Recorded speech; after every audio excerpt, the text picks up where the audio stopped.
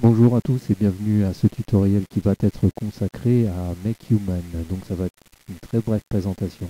Alors MakeHuman, c'est un logiciel gratuit que l'on trouve en téléchargement sur www.makehuman.org. J'utilise pour les besoins de ce tutoriel la version 0.9.1 RC1.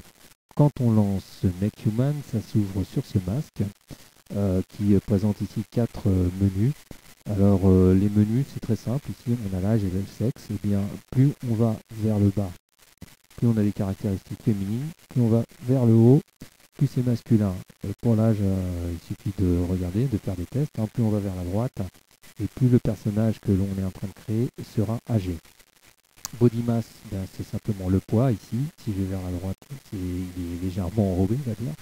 Si on veut lui donner une carrure de sportif type Schwarzenegger, on va vers le haut et donc on développe la musculature. Donc, je reviens à quelque chose de plus courant. Ici on a la poitrine, donc si on fait des femmes, on crée des femmes, eh bien on pourra plus ou moins leur faire des poitrines opulentes. Body shape, eh bien c'est la taille du personnage. Plus on va vers le haut, plus il est grand. Et puis shape, eh bien voilà, c'est simplement, on va dire, est-ce que c'est un type qui est bien proportionné ou mal proportionné. Ah, je vais faire quelqu'un d'assez bien proportionné, donc voilà. Ça c'est la première fonction. On passe à la deuxième.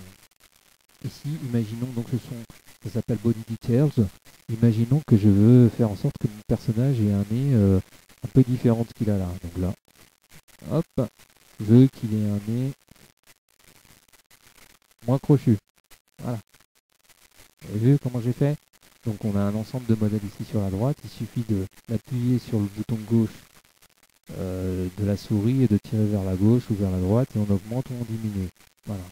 Ça, ce sont les caractéristiques générales. On peut tout travailler. Imaginons que je veuille changer la forme des lèvres. Même chose, hein, c'est le même principe.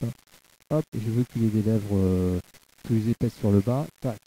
Alors là, ça se voit moins, on le voit un peu, mais là, ça se voit carrément plus.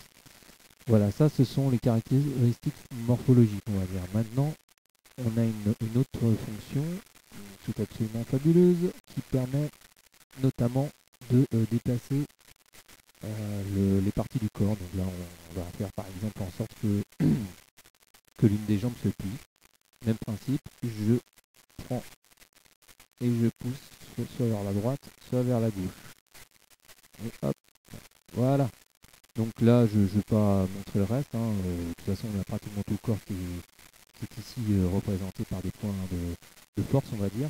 Une fois que vous êtes satisfait de votre modèle, eh bien, il faut savoir qu'ici vous avez Save. Save, c'est pour le sauvegarder et le retravailler si vous n'avez pas encore terminé de travailler dessus, le sauvegarder et le retravailler ultérieurement dans MakeHuman. Si par contre vous êtes satisfait de votre modèle, vous allez dans soit Call, soit OBJ. Moi j'utilise OBJ parce que ça exporte au format webfront.obj que je vais pouvoir utiliser ultérieurement dans Blender.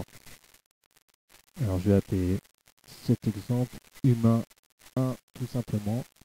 Là j'appuie sur entrée et le tour est joué. Je montrerai dans un prochain tutoriel comment je fais pour importer ce modèle dans Blender. À la prochaine.